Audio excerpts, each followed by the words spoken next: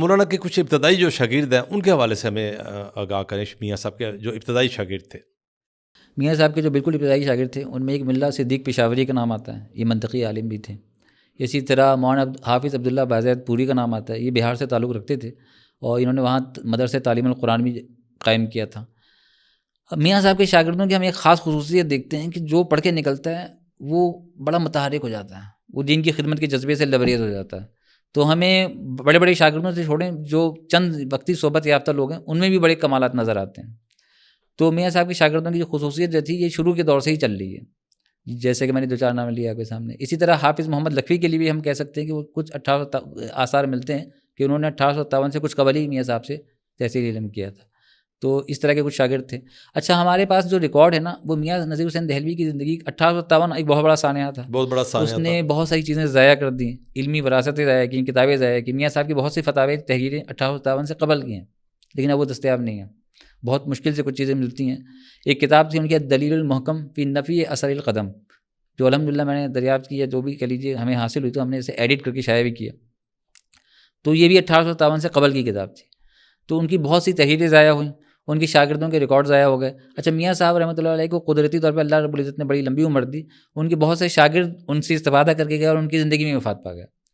تو 1857 والے بیشتر شاگرد جو تھے وہ ان کی زندگی میں ہی وفات پا چکے تھے، اس سے جو قبل استفادہ کرنے والے تھے۔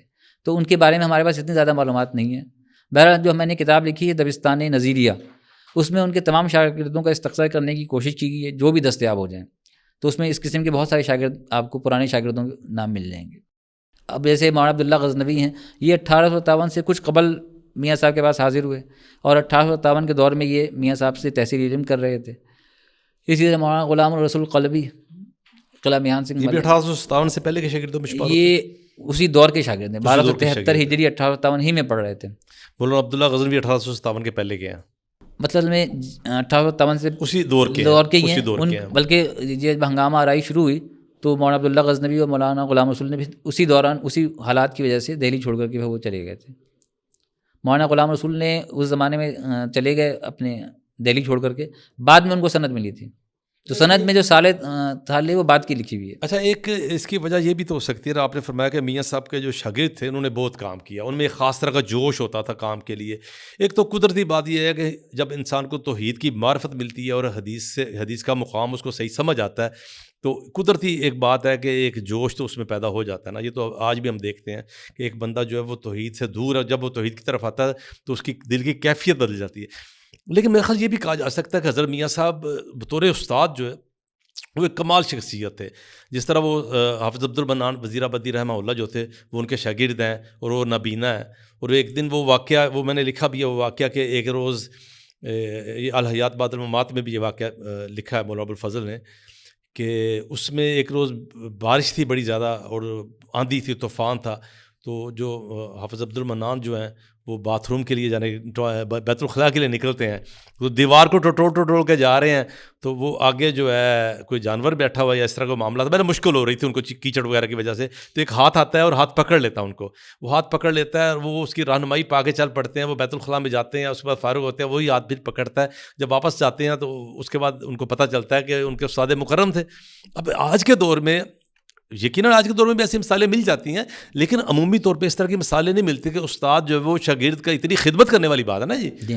تو اس وجہ سے بھی تو ہو جاتا ہے نا کہ جب استاد ایسا ہوتا ہے کہ وہ شاگردوں کو اپنی اولاد کی طرح سمجھتا ہے، الٹا یعنی کہ شاگردوں کو وہ دین کا طالب علم سمجھتا ہے اور اپنی اولاد کی طرح سمجھتا ہے، ان کی خدمت کرتا ہے، دوسرے لفظوں میں یہ خدمت ہے نا، اس طرح جذبہ رکھتا ہے۔ تو میرا خیال استاد بھی جو ہے وہ جو نا شاگرد بھی جو ہے نا استاد کے لیے وہی جذبات رکھتے ہیں اور استاد کی محنت کو دیکھ کے اسی محنت پہ آمادہ ہو جاتے ہیں۔ تو آپ کیا سمجھتے ہیں اس حوالے سے؟ دیکھیں، میاں صاحب کی تدریسی عظمت کو سمجھنے کے لیے میں ایک بہت بڑی مثال دوں گا۔ آج ہمارے پاس مدارس بہت کثرت سے ہیں، جبکہ اس زمانے میں بہت کم تھے، چند لوگ ہوا کرتے تھے۔